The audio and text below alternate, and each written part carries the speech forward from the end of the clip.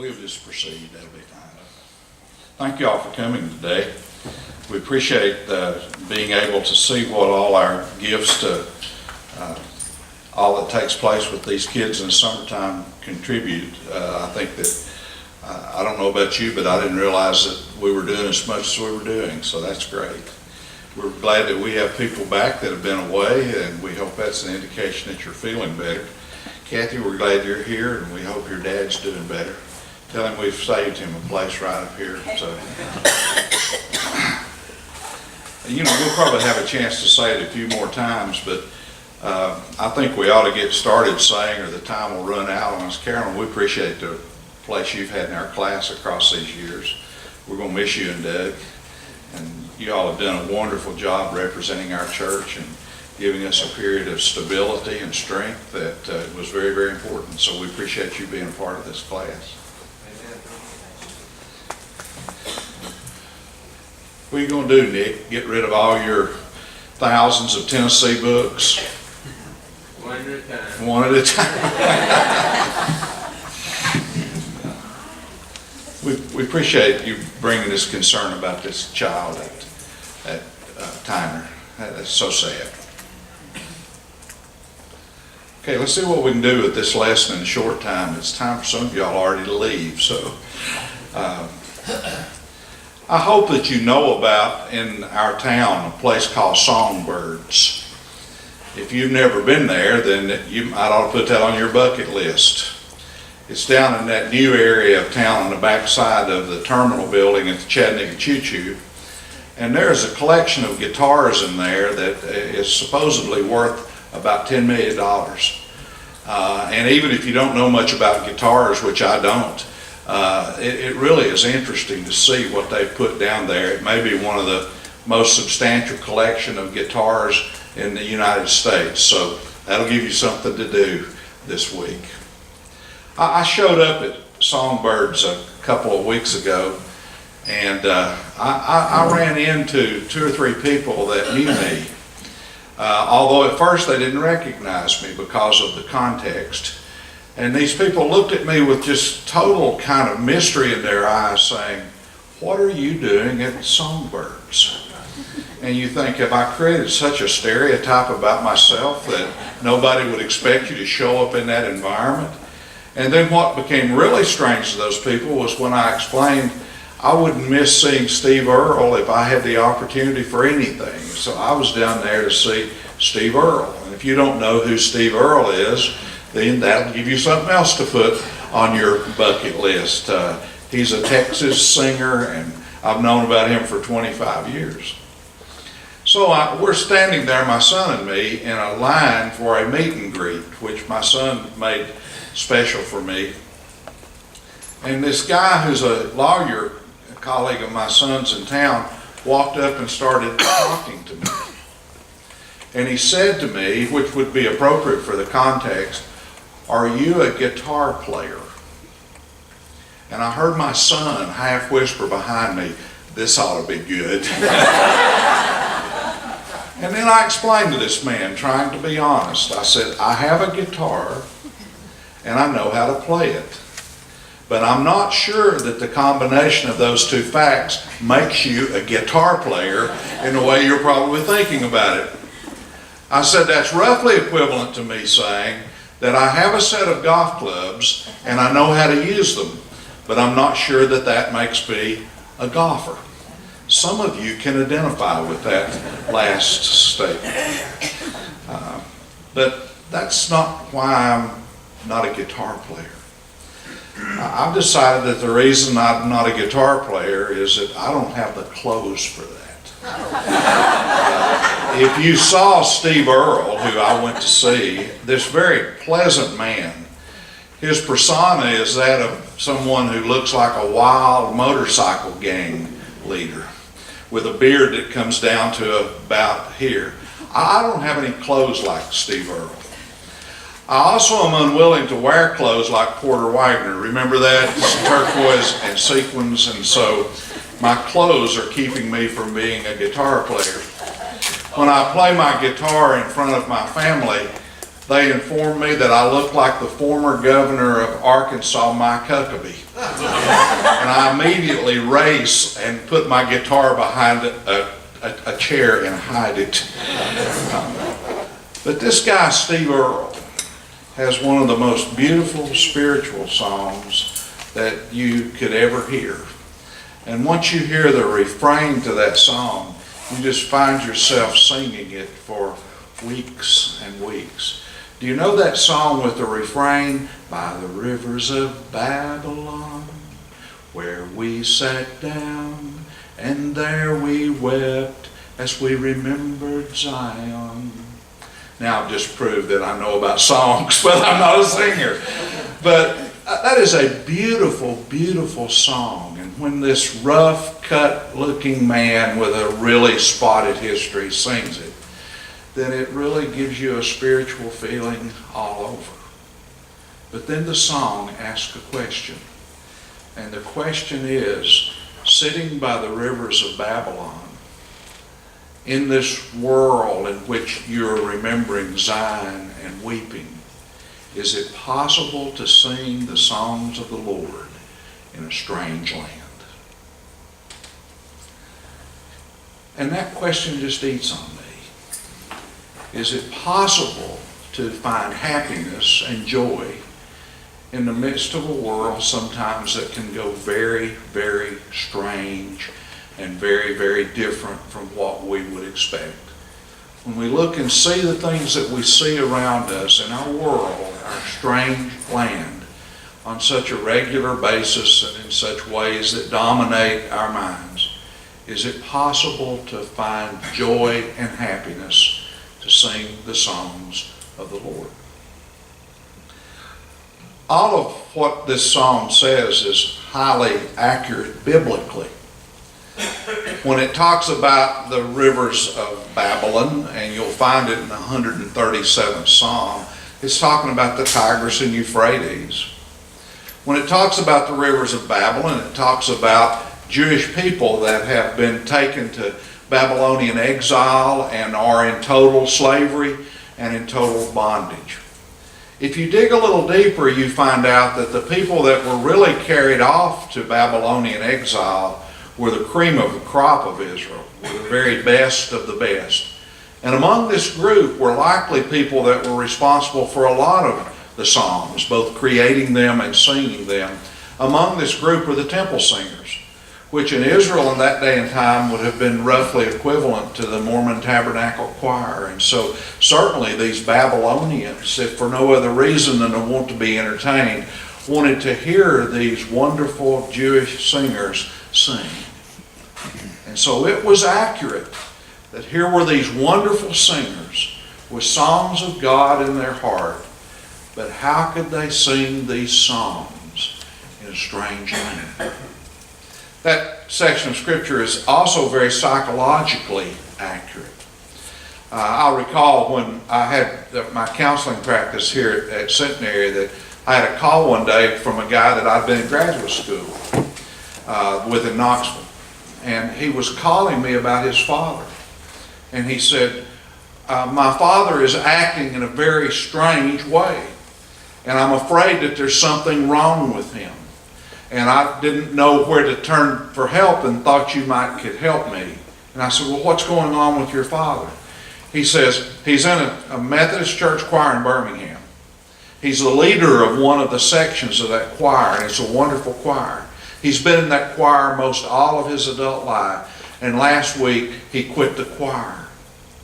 He wasn't mad at the choir director, and he wasn't having any problems with other choir members, but he quit the choir. And I'm not a genius, but the first words that came back in response is, your father's depressed. Because if you study depression and you know that you've got someone for whom singing has been an important part of their lives, even if it's in the shower or in the car or at the karaoke bars where I'm sure you hang out. If singing has been an important part of a person's life and they suddenly stop, then you know that somehow they have become significantly depressed. And so the guy responded, well, he's not really showing depression. I said, he's depressed. And they got this guy involved with a psychologist in Birmingham, and they got him on some antidepressant medications. It wasn't long till he was back in the choir singing, and the happiness and joy of his life was somehow restored. And so, if we find ourselves in situations and we can't sing, if we find ourselves in situations in which there is such a strangeness about our land or the world that we personally inhabit, and we can't sing the songs of the Lord, then that signals that we are in a kind of trouble that can be very threatening. I'm going to shift, or it's going to look like I am. I wonder if anybody in here knows much about the religion that's out there in the world called Rastafarian. The Rastafarians have been around for some time, and they became especially prominent in Jamaica in the 1960s, and that's kind of the pulsing heartbeat of their religion in Jamaica. The Rastafarians, like a lot of modern people, in terms of new religions, have created a religion that there are probably aspects of it that you just would not identify with at all. You'd probably feel very uncomfortable with it. The Rastafarians believe that the center of the world is Ethiopia, and that's where God created the world to start with and where the first human beings came from. That may not be historically that far off base. The Rastafarians believe that our white Jesus, and as shows up in so much of our Christian art, is absolutely wrong, that Jesus was black. And so if you see pictures of Jesus that are black, or kind of artistic icons of Jesus that are black, that's probably Rastafarian. Probably neither of those is correct. Jesus was probably the olive-colored skin of most original inhabitants of Israel, but that's what they believe. And the Rastafarians even have this weird belief that Haile Selassie, the emperor of Ethiopia, was kind of a second coming of God. Haile Selassie even rejected that. So there are elements of Rastafarianism that really would seem odd to us. But like with a lot of religions, there are elements that we would feel totally comfortable with. Rastafarians believe that the service of God to other people is the most important thing you can do. The Rastafarians believe that if you do things to help people that are oppressed and people that don't have very much, that is what God intends for you to do.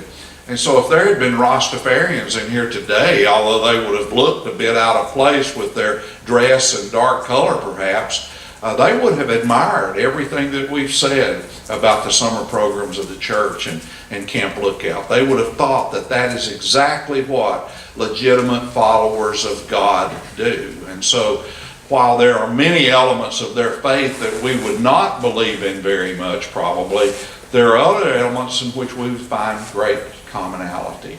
And so if you go to Jamaica, then you're apt to run into a lot of Rastafarians.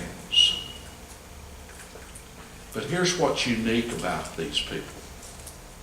These people who have used their religion to fight for social justice, and these people who have used their religion to help people in need, these people have come from some of the most oppressed ghetto levels of life in Jamaica that you could ever imagine. And in the 1960s, when they decided that they were going to use their faith to try to come out from under oppression, they also created one of the most important musical forms of the modern age, reggae. And I know that you all probably don't have a lot of reggae records that you are listening to, but you probably know what that is, especially if you've been to Jamaica and the Caribbean. Reggae is a joyous music. It is a happy music. It is a music that when you hear it, you just can't hardly keep still when it's around. It's a music that just infuses life with joy and with pleasure. And so if you don't have Bob Marley on your listening list, you can put him right up there next to Steve Earle. It's interesting kind of music that almost makes you smile when you hear it. But here's what the Rastafarians believed. The Rastafarians believed that even if you live in a strange land, even if you live in an oppressive world, even if you live in a world that you don't understand, if you can sing, that singing can be an expression of your holding on to joy in your life and maybe even resisting the oppression that is there. A touchstone of the whole Rastafarian faith is this 137th Psalm, where they identify Babylon with the forces of evil and oppression in the world, and they understand how hard it is to sing in a strange land. Now I'm going to say something odd, Al. It may be that reggae music for these people living in oppression in Jamaica is absolutely biblical. Because these same people that participate in the 137th Psalm also participate in the 40th Psalm. And just to remind you, the 40th Psalm reads powerfully, I waited patiently on the Lord. He inclined to me and heard my cry.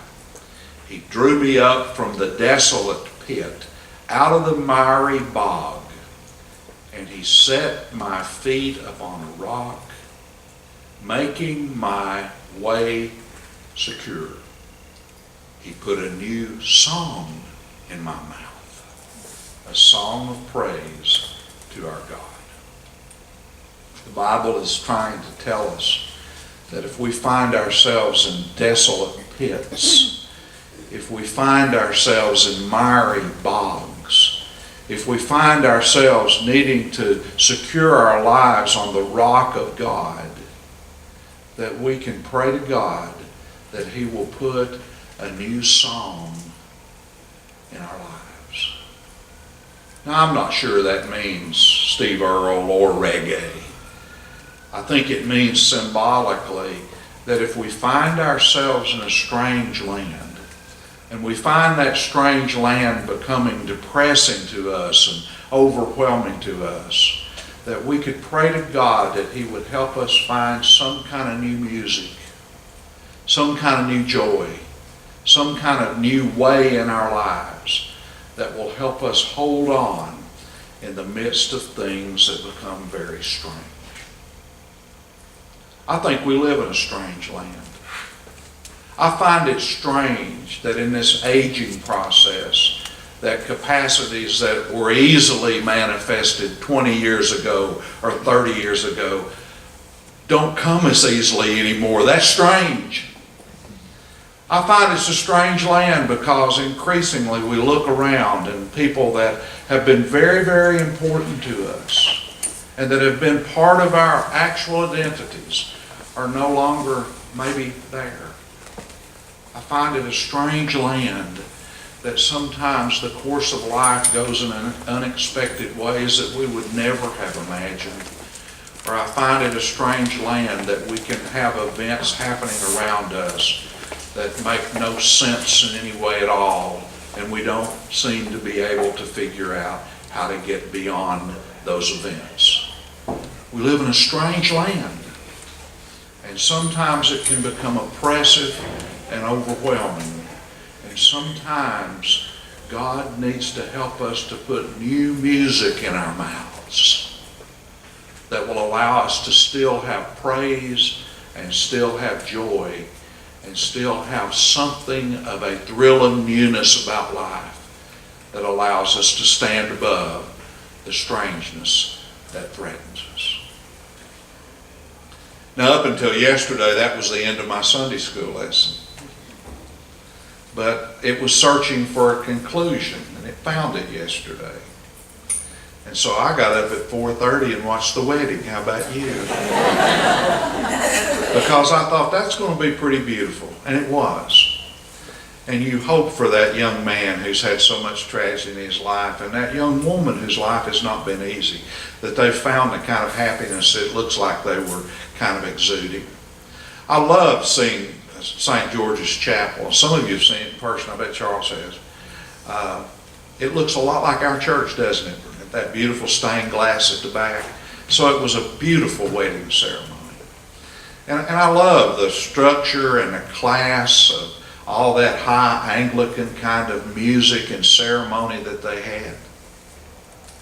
All the time realizing that their congregations are like ours, they're getting smaller all the time. That their churches are trying, sometimes like a lot of ours, to figure out how to hang on and how to be relevant. And in the midst of all of that beautiful music, a black choir from South London sang what for our age was almost a rock song, Stand By Me. A song that was covered by everybody from Ernest Tubb to John Lennon. That's a wide range. But when that black choir sang that song, it became spiritual. And you realize there's a new song in the Anglican church. And you realize that some of the people there felt like that was a strange land. I wonder what that old queen thought about that. But I also thought, that's a new song. And that new song gives the promise of new life. And that song gives the promise of the kind of joy that even those staid and stodgy old Anglicans seem to have faces while those choir members sang. We live in a strange land. We live in a strange world. Not a week passes that strangeness doesn't creep up on us in some way. We need to pray that God would put some new music in our lives. That God would put a new song in our mouths so that we can find ourselves securely stepping on the rock of His salvation and His way. May God help us as we sit down in the midst of our strange land and maybe sometimes are moved to weeping for the way things once were, perhaps, that God can give us a new music that will lift us and give us joy and give us a sense of praise for what is good in our lives. Let us pray. Help us, O God, when we feel encompassed about by strangeness, by things that are unexpected and unexplainable. Help us, O God, that we might not get depressed, and help us that we might not just simply sit down and weep for what once was or might be.